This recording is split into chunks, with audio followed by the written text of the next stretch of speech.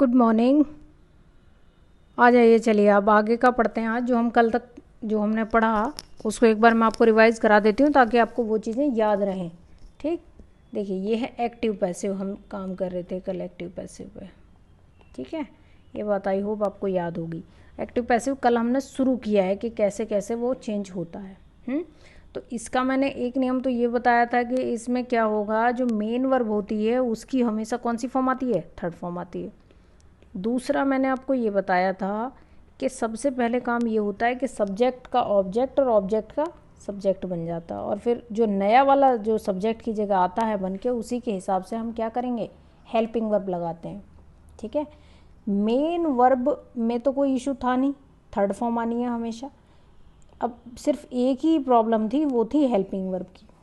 Helping verb कैसे change होती हैं, देखिए नीचे की तरफ चेंज होता है। जैसे प्रेजेंट का अगर कौन सा सेंटेंस है, इंडेफिनिट सेंटेंस है, तो क्या हो जाएगा, यही हो जाएगा प्रेजेंट का कॉन्टीन्यूअस। और अगर प्रेजेंट का कॉन्टीन्यूअस सेंटेंस है और उसको चेंज करना है हमें किस में, उसका पैसिव बनाना है, तो सिर्फ कॉन्टीन्यूअस में ही हम बीइंग जोड़ देंगे हेल्पिंग वर्ब में। ये तो था। और जो हमारा मान लीजिए प्रेजेंट का परफेक्ट है, ठीक, और इसका हमें पैसिव बनाना, तो इसका जो पैसिव चेंज होगा वो होगा किस में, प्रेजेंट परफेक्ट कॉन्टीन्यूअस में। प्रेजेंट परफेक्ट कॉन्टीन्यूअस चेंज हो जाएगा ये, और प्रेजेंट परफेक्ट कॉन्टीन्यूअस का नहीं बनता है। 4 सेंटेंस ऐसे थे जिनका नहीं बनता है पैसिव। कौन कौन थे वो, एक था, तीनों तो ये थे जो परफेक्ट कॉन्टीन्यूअस है, और एक था फ्यूचर कॉन्टीन्यूअस। 3 तो ये हो गए और एक ये हो गया। ये समझ रहे होंगे आप, जो मैंने आपको पहले ऑलरेडी बता चुका है ना, मैंने आपको ये समझा दिया था पहले से ही। अगर आपको याद होगा, अगर आपने कुछ पढ़ा लिखा होगा तो ऑब्वियसली याद होगा। अब देखिए मैं आपकी एक प्रॉब्लम सॉर्ट आउट कर देती हूँ कि मैं आपको एक सेंटेंस बना के दिखाती हूँ। देखिए उसको कैसे चेंज करना है हमें। जैसे I do not fly A kite, मान लीजिए ये मैंने एक सेंटेंस लिखा। इसी को मैं चारों बना लेती हूँ, इसी के चारों बनाती हूँ। आई फ्लाई ए काइट, ऐसा है ना। I do not fly A kite, do I fly A kite. ठीक है, when do I fly A kite. देखिए जी ये लिखा है। अब ये मुझे चेंज करने हैं। अब आपको ये बात तो समझ में आ रही होगी ना किसका है ये है प्रेजेंट इंडेफिनिट के। इन चारों को आप, अब मैं आपको ये चेंज करके दिखाती हूँ कि देखिए चेंज कैसे होगा। ये चेंज होगा, आई फ्लाई ए काइट है, ठीक है। मैंने आपको बताया है कि ऑब्जेक्ट सब्जेक्ट की जगह और सब्जेक्ट ऑब्जेक्ट की जगह। एक बात आप ध्यान रखिए, आपको ये देखना है कि उसमें किसके बारे में बात हो रही है। जिसके भी बारे में बात हो रही होती है वही उसका सब्जेक्ट होता है, और वो 2 वर्ड का भी हो सकता है, 1 वर्ड का भी हो सकता है, और कई बार 3 वर्ड का भी हो सकता है। जैसे किसी मैंने कल देखा है, ऑल दीज बुक्स, ये पूरा का पूरा सब्जेक्ट था उसमें, ठीक। लेकिन बच्चों को क्या लगता है कि सिर्फ एक ही जो वर्ड है वही सब्जेक्ट होता है। तो इंग्लिश एक्चुअली सेंस पे चलती है, और आपको भी सेंस के हिसाब से ही उसको ट्रांसलेट करना पड़ेगा हर जगह। ठीक है जी, चलिए कोई बात नहीं, आ जाएगी धीरे धीरे। ये सारी चीज़ें प्रैक्टिस से आती हैं एक्चुअली में, ये आपकी गलती नहीं है। आप इस चीज़ को सिर्फ ऐसे लीजिए कि कोई बात नहीं, हो गई गलती है, होती है। अगर गलती नहीं होगी तो फिर सीखोगे कैसे। ठीक है, चलिए अब देखिए ए काइट, मैंने आपको बताया कि प्रेजेंट इंडेफिनिट है तो किस में चेंज होगा, कॉन्टीन्यूअस में चेंज होगा। हमें पता कैसे चलता है सेंटेंस का, मान लीजिए इंग्लिश का सेंटेंस है, इंग्लिश में उसको करना है हमें चेंज, तो हम जब हेल्पिंग वर्ब देखते हैं तभी तो हमें पता चलता है कि नहीं। हमने हेल्पिंग वर्ब देखा तभी हम एकदम समझ जाते हैं कि ये सेंटेंस का कौन सा वाला रूप है। ठीक साहब, चलिएगा। एक काइट, अब एक काइट इज़, ठीक है, क्योंकि कॉन्टीन्यूअस की जो हेल्पिंग वर्ब होती है इज़ एम आर होती है। काइट सिंगल है तो यहाँ पे इज़ आ जाएगा। एक काइट इज़ फ्लॉन होती है third form, by me, FLOWN है ये, कभी इसको आप ये समझें, a kite is flown by me. ठीक है, चलिए मैं इसको दोबारा ही लिख देती हूँ, नहीं तो आप लोग गलत ही लिख लेंगे, मुझे पता है आपका। साफ साफ लिखने की कोशिश करती हूँ। A kite is FLOWN flown by me. देखिए कल मैंने आपको एक चार्ट और भेजा था जिसमें मैंने आपको प्रोनाउन का बताया था कि प्रोनाउन कैसे चेंज होता है। देखिए जब आई सब्जेक्ट की जगह है और वो ऑब्जेक्ट बन के जाएगा तो वो मी हो जाएगा, और जब मी, जो मी है ये सब्जेक्ट की जगह आएगा तो ये आई हो जाएगा ऑब्वियसली। जब ये यहाँ जाएगा तो ये मी हो जाएगा, जब मी यहाँ आएगा तो ये आई हो जाएगा। होगा कि नहीं? ऐसे ही तो चेंज होंगे ये सारे, जो मैंने आपको कल एक चार्ट भेजा है, आपको याद होगा। ठीक है, चलिए अब इसका आप नेगेटिव देख लीजिए। नेगेटिव भी वैसे ही बनेगा, इसमें सिर्फ आप नोट लगा देंगे। फॉर्मेशन सेंटेंस की वही रहती है जो हम ऑलरेडी पढ़ चुके हैं, जो मैंने आपको समझाया है, जैसे सब्जेक्ट प्लस वैसे वैसे वैसे जो भी आते हैं वो वैसे। ठीक है, उसमें किसी तरह का कोई चेंज नहीं होगा। समझ गए आप बात को? चलिएगा, अब ये डू है मान लो यहाँ पे, तो हमें पता है किस में चेंज करना है, ये कॉन्टिन्यूस में चेंज करना है। तो भाई इसी का तो चेंज होगा, इजी तो आ जाएगा। अब इस डू की जगह क्या आ जाएगा? इज आ जाएगा। और ये ए काइट जो है नया वो बन के आया है सब्जेक्ट, तो ये हो जाएगा is a kite, is a kite flown by me, है ना? समझ गए बात आप? ऐसे बनेगा। अब मान लीजिए इसमें ये वैन है, तो आप सिर्फ वैन ही तो लगा देंगे इसके आगे, बाकी तो सेंटेंस वैसे ही रहना है, ये जैसे है फ्लॉन बाई मी, ये सेंटेंस ये कन्वर्ट हो गया। आई होप आपको ये बात मेरी समझ में आई होगी। देखिए अगर आपको ये कॉन्सेप्ट समझ नहीं आया ना अब तक, तो आप ये सोच लीजिए कि आपको आगे की कोई भी बात समझ में आनी नहीं है। इसलिए अगर ये समझ में नहीं आ रहा है तो रुकिए कुछ देर और फिर इसको समझने की कोशिश कीजिए। ठीक है, आप इसको जब तक नहीं समझेंगे आगे का आपको समझ में नहीं आएगा। आपको फॉर्मेशन यहीं से सीखनी पड़ेगी। भाई मैंने आपको ये ऑलरेडी बताया है कि सब्जेक्ट प्लस में helping verb plus main verb plus object, ये होती है सेंटेंस की फॉर्मेशन सिंपल की। उसके बाद नेगेटिव की बात करेंगे तो सब्जेक्ट प्लस हेल्पिंग वर्ब आ जाएगा, उसके बाद not, then main verb plus object.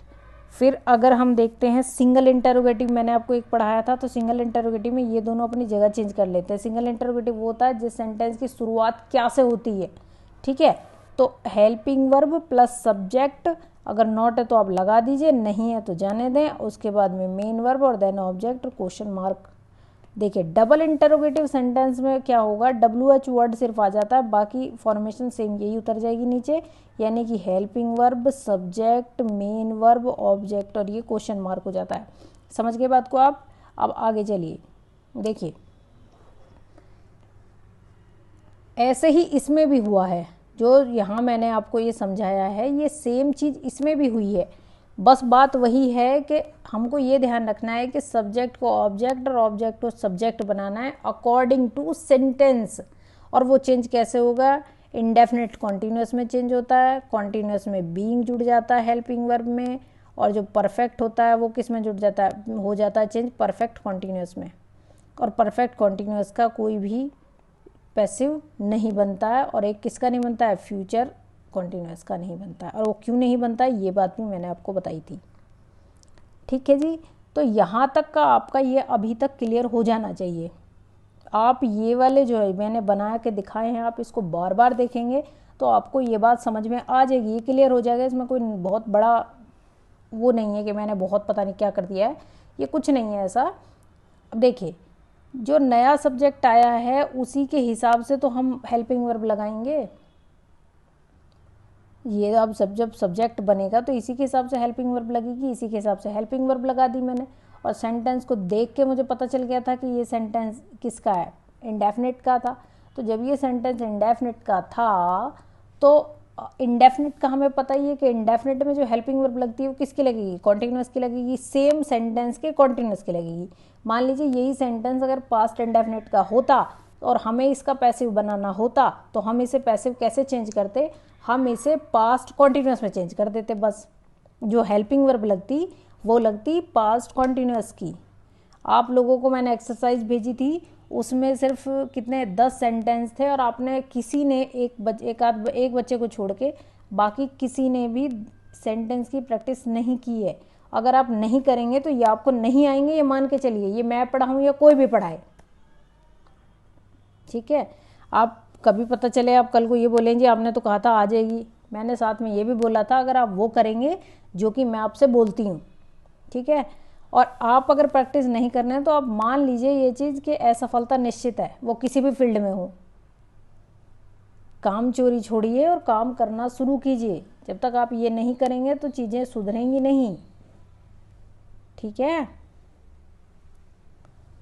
चलिए जी, अब देखिए आगे चल देते हैं हम। अब देखिए मॉडल में जो चेंज होता है, मॉडल्स में भी वैसे ही चेंज होगा। मॉडल बस सिर्फ इतना ही तो होगा कि हेल्पिंग वर्ब की जगह मॉडल का यूज हो जाएगा, है ना। हेल्पिंग वर्ब की जगह किसका यूज हो जाएगा, मॉडल्स का यूज हो जाएगा। देखिए मस्ट का मस्ट ही रहेगा।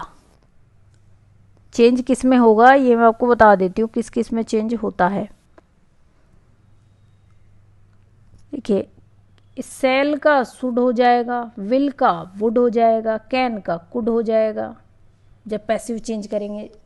ये वही वैसे ही चेंज होंगे जो मैंने आपको बताया। देखिए कैन है, इट विल बी कुड। चलिए पहले आप यही सीखिए, इनको छोड़ दीजिए आप, क्योंकि आप मुझे पता है आपने वो भी नहीं बनाए हैं जो मैंने आपको समझाया था। इन्हें मैं आपको कल बता दूंगी तेज़ी से, ताकि आप उलझे नहीं। आप सेंटेंस बना नहीं रहे हैं, अगर बनाएंगे नहीं तो मैं बताओ कैसे करूँगी। मुझे समझ में नहीं आ रहा है कि मैं आपको किस भाषा में ये बात बताऊँ। ये बड़ा मुश्किल हो जाएगा समझ पाना आप लोगों के लिए, बहुत मुश्किल। देखिए कई सेंटेंस ऐसे होंगे जो हु से लिखे गए होंगे। हु रोट द रामायण, मान लीजिए एक ऐसा सेंटेंस है, हु रोट द रामायण। तो इसमें क्या करेंगे, जब हु को चेंज किया जाएगा पैसिव तो ये हो जाएगा बाई हुम, बाई हुम, ठीक है। अब देखिए हु रोट द रामायण या फिर who did write the Ramayana, बात एक ही है।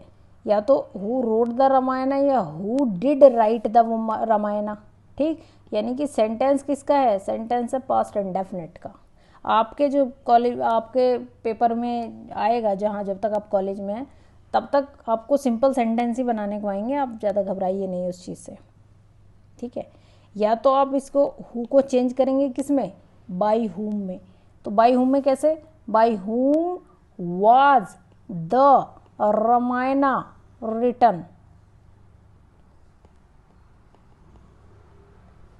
by whom was the Ramayana written, एक तो ये हो जाएगा। इसकी दूसरी फॉर्म ये है who was the Ramayana written by, वह कौन था जिसके द्वारा रामायण लिखी गई। एक तो देखिए सीधा सेंटेंस है, जो एक्टिव होता है वो सीधा सेंटेंस होता है, उसमें तो पता है who wrote the Ramayana, Ramayana किसने लिखी, एक तो बात ये है। और इसी बात को अगर घुमा के कहा जाए तो ये कहा जाता है by whom was the Ramayana written, Ramayana किसके द्वारा लिखी गई। भाई बात तो वही कर रहे हैं हम, सिर्फ इसी को पैसिव वे में कहना है, यानी कि वहाँ पे हमको एकदम डायरेक्ट नहीं दिखाना है चीज़ों को, ठीक है। अब देखिए एक सेंटेंस मान लीजिए ये है whom हैव यू इनवाइटेड, तो वह किसने इनवाइट किया था, who हैव यू इनवाइटेड, तुम्हें किसने इनवाइटेड किया है, ऐसा इसकी हिंदी है। तो कैसे बनेगा, who has been invited by you. देखिए ये गलत हो गया है सेंटेंस, कैसे, whom हैव यू इनवाइटेड, तुमने किसे इनवाइट किया है। सेंटेंस की हिंदी बनेगी ये, और जब सेंटेंस को पढ़ते हैं तो समझ में आता है उल्टा, ठीक है। छोड़िए, आप उस चीज़ में मत पड़िए अभी।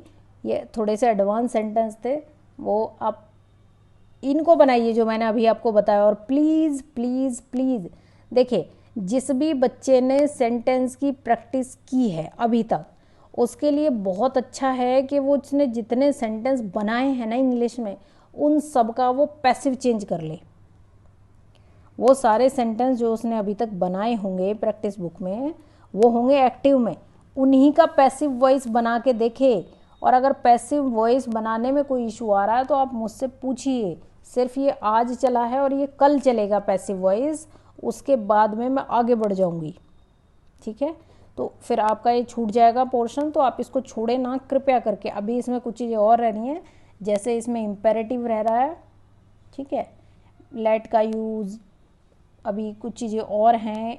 इम्पेरेटिव इम्पॉर्टेंट है, आप उसको ठीक से पढ़ेंगे क्योंकि वो बोलचाल में बहुत ज़्यादा यूज होता है। अगर आप ये गौर फरमा रहे होंगे तो इन चीज़ों में बहुत ही आपको ध्यान देके करने की ज़रूरत है, क्योंकि इससे स्पीकिंग भी आपकी स्ट्रांग होगी, ठीक है। इंग्लिश पे आपकी स्पोकन पे भी पकड़ हो रही है साथ के साथ। अब देखिए, मैं आपको एक चीज़ और बता देती हूँ यहाँ पे छोटी सी, एक्टिव पैसिव से अलग। आज मैं इतना ही पढ़ाऊंगी और मैं उम्मीद कर रही हूँ आप लोगों ने जितने भी सेंटेंस की प्रैक्टिस की है, उन सारे सेंटेंसेस के आप पैसिव बना लेंगे तो इससे आपकी प्रैक्टिस हो जाएगी। एक्चुअली है क्या, बुक्स में पैसिव और एक्टिव के लिए कोई एक्सरसाइज दी नहीं होती है ज़्यादातर किताब में, ठीक। और जो थोड़ी बहुत कहीं दी भी होती है तो उसमें बहुत सारे सेंटेंस इकट्ठे ही बना के दे दिए जाते हैं, सारे टाइप के सेंटेंस एक साथ ही, तो इससे प्रॉब्लम आती है।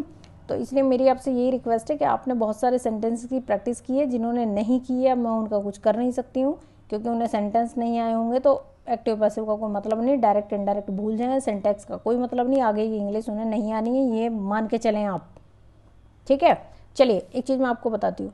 देखिए, हमने पढ़ा था प्रेजेंट इंडेफिनिट में, ये एक्टिव पैसिव से अलग वाली बात है। हमने प्रेजेंट इंडेफिनिट में ये ऐसे पढ़ा था कि अगर सब्जेक्ट सिंगुलर है, नहीं छोड़िए, अगर सिंपल सेंटेंस है तो उसमें कोई हेल्पिंग वर्ब नहीं आती है। ये पढ़ा था प्रेजेंट इंडेफिनिट में, हमने पढ़ा था कि नहीं।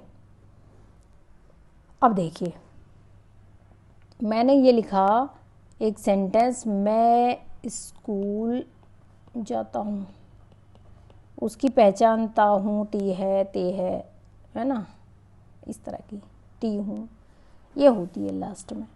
अब देखिए, इसको कैसे चेंज करेंगे, सिंपल चेंज कर देंगे, आई गो टू स्कूल, ठीक है, आई गो टू स्कूल। अगर मैं सेंटेंस ये लिखूं, मैं स्कूल जाता तो हूँ, मान लीजिए मैंने इसमें तो भी लगा दिया, यानी कि सेंटेंस पे पूरा एम्फसाइज कर दिया, तो अब देखिए कैसे बनेगा। सिंपल सेंटेंस में भी हेल्पिंग वर्ब लग जाएगी। कैसे लगेगी, I do go to school, मैं स्कूल जाता तो हूँ, ठीक है। तो आप इस चीज़ को याद रखेंगे, बोलने में बहुत काम आता है। एक सेंटेंस आप अगला देखिए, पास्ट इंडेफिनिट का सिंपल देखिए जी। फिर मैं वही कहूँगी, जिन्होंने सेंटेंस नहीं पढ़े हैं उनको ये बात समझ में नहीं आनी है, क्योंकि उसको तो साधारण बात ही नहीं पता, तो उनके लिए ये लेक्चर किसी काम का नहीं है, ठीक है। उनके लिए बेकार है, टाइम ख़राब करेंगे वो। आपको एकदम चाहिए कि आप पीछे से पूरा पढ़िए। अगर आपको टेलीग्राम पे इशू हो रहा है तो आप टेलीग्राम पे न पढ़ के आप यूट्यूब पे देख लीजिए उसको, क्योंकि वहाँ पे डे वाइज चीज़ें लिखी हुई हैं, डे 1 डे 2 ऐसे लिखी हुई हैं, और बहुत छोटे छोटे लेक्चर हैं। प्लीज़ वहाँ तो पढ़ लीजिए एटलीस्ट। मेरा मकसद सिर्फ इतना है कि आप चीज़ों को पढ़ें, समझें, नहीं तो ये जी का जंजाल बनी रहेगी इंग्लिश, हमेशा हमेशा के लिए आपको छोड़ेगी नहीं है कभी भी। यूपी बोर्ड का सबसे ज़्यादा नुकसान यही होता है कि इंग्लिश में हाथ बहुत तंग रह जाता है, ठीक है। लेकिन अगर आप हिम्मत करें तो ये सुधर सकती है, बशर्ते कि आप हिम्मत तो करें। चलिए, पास्ट इंडेफिनिट को कैसे, पास्ट इंडेफिनिट का क्या फॉर्मूला होता है, सिंपली पहचान इसकी ता है, ता था, ती थी, ते थे, ती थी, ये तो होता है। अब देखिए, सिंपल प्लस वर्ब की कौन सी फॉर्म, सेकंड फॉर्म आ जाती है मेन वर्ब की। इसमें भी हेल्पिंग वर्ब नहीं आती अगर सिंपल सेंटेंस है तो, ऐसा ही तो होता है। तो मैंने लिखा मैं स्कूल जाता था, मैं इसी को समझा देती हूँ आपको ताकि आप चीज़ों को कनेक्ट कर पाएँ, कनेक्शन से चीज़ें याद रहती हैं। जाता था, जाता था, ठीक है, ऐसा मान लीजिए लिखा एक सेंटेंस। तो कैसे बनेगा, आई वेंट टू स्कूल, ऐसा बन जाएगा, ठीक है। अब देखिए कैसे इसको कैसे करना है। अगर मैं लिखूं मैं स्कूल जाता तो था, बात सेम है, इसमें हेल्पिंग वर्ब नहीं आती थी। अब अगर हम इसमें हेल्पिंग वर्ब लगा देंगे, I did go to school, तो ये हो जाएगा तो के लिए, मैं स्कूल जाता तो था। मैं आपको बहुत सारी चीज़ें इसमें बता सकती हूँ, बशर्ते कि आप मेहनत के लिए रेडी रहें। देखिए जी, टेलीग्राम पे जब आप जाएंगे तो आप वहाँ खोजेंगे अग्रसेन इंटर कॉलेज। मुझे पता है कि लिंक भेजने के बाद भी आप लोगों को वो मिल नहीं रहा होगा, और वहाँ पे भी वही वाला लोगो लगा होगा, स्कूल चले हम बच्चे वाला, जो ये आपके जो टेलीग्राम आइकन पे मैंने लगा रखा है। आप उसको जाएंगे, वहाँ देखेंगे चैनल पे जाके, तो जब आप खोलेंगे तो वहाँ 3-4 बटन ऐसे मिलेंगे ऊपर, एक पे होम होगा, अगले पे वीडियो होगा, और एक पे यहाँ तीसरे नंबर का जो बटन है उस पर होगा प्लेलिस्ट। तो आप तीसरे वाले बटन पे क्लिक करिए। जब आप तीसरे वाले बटन पे क्लिक करेंगे तो वहाँ पे इस तरीके से और चीज़ें बन के आएंगी। 3 बटन और नीचे की तरफ मिलेंगे, एक में इंग्लिश ग्रामर होगी, एक में आपको भूगोल मिल जाएगा, और एक में मैप मिल जाएगा, जो कि 3 कोर्स मैंने फ़िलहाल चला रखे हैं, ठीक। तो फिर आप जिस पे क्लिक करेंगे वो उसकी जितनी वीडियो होंगी वो सब आपके सामने खुल के आ जाएंगी। और देखिए यहाँ प्लेलिस्ट में जाने से आपको ये बेनिफिट मिलेगा कि यहाँ आपको डे वाइज चीज़ें मिलेंगी, डे वाइज, क्योंकि बहुत सारे बच्चे ऐसे भी थे जो बाद में जुड़े हैं, तो उन्हीं लोगों की प्रॉब्लम को देखते हुए, क्योंकि वो कंफ्यूज हो रहे थे, टेलीग्राम कभी चलाया नहीं तो उसमें दिक्कत आ रखी थी, इसीलिए मैंने वो चैनल क्रिएट कर दिया है। तो आप वहाँ जाएं और उसको बहुत आराम से देखें। देखिए आप उस वहाँ यूट्यूब पे एक बेनिफिट और होता है कि यहाँ तो टेलीग्राम पे अगर आप पढ़ रहे हैं, वैसे तो टेलीग्राम बहुत ज़्यादा अच्छा है मेरे हिसाब से, तो आपको टेलीग्राम पे ही पढ़ना चाहिए, क्योंकि टेलीग्राम पे मैं और भी मैटर बहुत सारा भेज देती हूँ। देखिए उससे रिलेटेड PDF भेज दूँगी, कुछ लिख के जो डाला है वो भेज दूँगी, कोई GIF भेज दूँगी, कोई मैप भेज दूँगी। लेकिन यूट्यूब पे तो आपको सिर्फ एक वीडियो मिलेगी, ठीक। पर ये उनके लिए है जो ये है यूट्यूब, जो कि नहीं पढ़ पा रहे हैं टेलीग्राम से, तो कुछ तो समझ में आ जाएगा, है ना।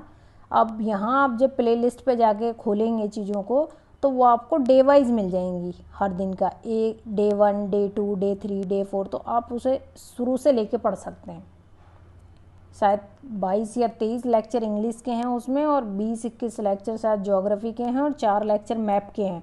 यानी कि जितना कुछ टेलीग्राम पे अभी तक वीडियो डाली गई हैं वही सारी वीडियो उठा के मैंने यूट्यूब पे डाल दी हैं। आप लोगों की सहूलियत के लिए ये किया है, इससे बाकी कोई और मतलब नहीं है, ठीक। तो आप अपने दोस्तों को भी ये चीज़ बता दें, अगर वो टेलीग्राम ज्वाइन कर सकते हैं तो वो तो वेल एंड गुड है, बहुत अच्छा है। बल्कि मेरी तो यही है इच्छा कि ज़्यादा से ज़्यादा बच्चे टेलीग्राम ज्वाइन करें। लेकिन अगर कोई टेलीग्राम नहीं चला पा रहा है, उसको दिक्कत आ रही है, तो वो कम से कम यूट्यूब पे जाके तो पढ़ ले। ये I assure you, I guaranteed you कि ग्रामर में आपको कभी कोई इशू नहीं आएगा। ग्रामर आपकी इतनी स्ट्रांग हो जाएगी, आप बोलेंगे क्या था ये, इतना टेंशन ले रखी थी, और ये है भी इतनी ईजी सच में, ठीक है। चलिएगा, आज के लिए इतना ही है, बाकी आगे का आगे देखेंगे, बशर्ते कि आप प्रैक्टिस करें इसको। कल मैं इसका और एडवांस चीज़ें पढ़ा दूँगी, ठीक है। चलिए, थैंक यू वेरी मच।